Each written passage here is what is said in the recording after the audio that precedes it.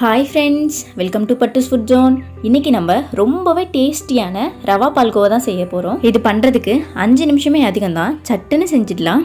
செய்முறையை பார்க்கறதுக்கு முன்னாடி நீங்கள் நம்ம சேனலை சப்ஸ்கிரைப் பண்ணாமல் இருந்தால் சப்ஸ்கிரைப் பண்ணிவிடுங்க. பெல் பட்டனை கிளிக் பண்ணி ஆல்ற ஆப்ஷனை சூஸ் பண்ணிக்கோங்க. அப்போ தான் நான் போடுற வீடியோ எல்லாம் உங்களுக்கு வரும். பேனில் 1 ஸ்பூன் நெய் சேர்த்துடலாம். நெய் நல்லா உருகி வந்ததும் 1 கப் ரவை எடுத்திருக்கேன், அதை சேர்த்துடலாம்.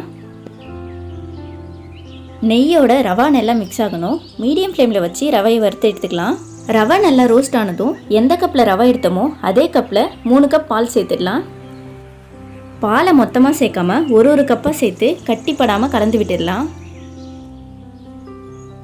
கைவிடாமல் கலந்து விடுங்க, இல்லை கட்டிப்பட ஆரம்பிச்சிடும். இப்போது 2வது கப் பால் சேர்த்துடலாம். பால் நல்லா சுண்டி வந்ததும் இன்னொரு கப் பால் சேர்த்துடலாம். பால் எல்லாம் உறிஞ்சி ரவை வெந்து வந்ததும் 3/4 கப் சர்க்கரை சேர்த்துடலாம். ஸ்வீட் அதிகம் பிடிக்கும்னா 1 கப் சர்க்கரை கூட சேர்த்துடலாம். எந்த கப்பில் ரவை எடுத்தீங்களோ அதே கப்பில் மெஷர் பண்ணிக்கோங்க, அப்போ தான் கரெக்டாக வரும். சர்க்கரை நல்லா கரைஞ்சி வந்ததும் 1 பிஞ்ச் அளவு மஞ்சள் தூள் சேர்த்துக்கலாம். இது லைட்டான ஒரு கலருக்காக தான். மஞ்சள் தூள் வேணான்னா நீங்கள் குங்குமப்பூ கூட சேர்த்துக்கலாம். இது கூடவே 10 பாதாமை துருவி சேர்த்துடலாம். நீங்கள் மிக்சியில் அரைச்சி கூட சேர்த்துக்கலாம். பாதாம் ஆப்ஷனல் தான், நீங்கள் சேர்க்காம கூட செய்யலாம். பாதாம் சேர்க்கும்போது டேஸ்ட் ரொம்பவே நல்லாயிருக்கும். நல்லா கெட்டியானதும் 1 ஸ்பூன் நெய் சேர்த்து நல்லா கிளறிக்கலாம். இது கூடவே 1 பிஞ்ச் உப்பு, 1/4 ஸ்பூன் ஏலக்காய் பவுடர் சேர்த்துக்கலாம். நான் போட்டது எடிட்டிங்கில் மிஸ் ஆகிடுச்சு. ரவை நல்லா வெந்து பேனில் ஒட்டாமல் வந்ததும் இதை ஒரு பிளேட்டுக்கு மாற்றிடலாம். பிளேட்டில் ஆயில் இல்லை நெய் தடவிக்கலாம், அப்போ தான் ஒட்டாமல் வரும்.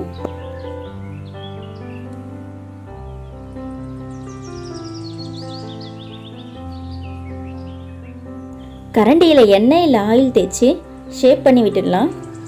இந்த ரவா பால்கோவா ரொம்பவே டேஸ்டியாக இருக்கும். செய்யறதுமே ரொம்ப ஈஸி தான். குழந்தைங்கள்லேருந்து பெரியவங்க வரைக்கும் எல்லாருமே விரும்பி சாப்பிடுவாங்க. இது மேலே கட் பண்ண பாதாமை தூவிடலாம். பாதாம் தூவி நல்லா தட்டி விடுங்க, அப்போ தான் ரவாவோட செட் ஆகும். 10 நிமிஷம் ஆற வச்சிடலாம், அப்போ தான் பால்கோவா கெட்டியாகி வரும். 10 நிமிஷம் அப்புறம் என்ன ஷேப் வேணுமோ அந்த ஷேப்பில் கட் பண்ணிடலாம். நான் இன்றைக்கி கிளாஸ் எடுத்திருக்கேன் ரவுண்ட் ஷேப்புக்காக. அவ்வளோதான், நம்மளோட எம்மியான பால்கோவா ரெடி ஆயிடுச்சு. இன்றைக்கி ஈவினிங் என்ன ஸ்நாக்ஸ் செஞ்சு கொடுக்கலான்னு யோசிக்காமல் சட்டுன்னு இதை செய்யுங்க. எப்படி வந்திருக்குன்னு கமெண்ட்டில் சொல்லுங்கள்.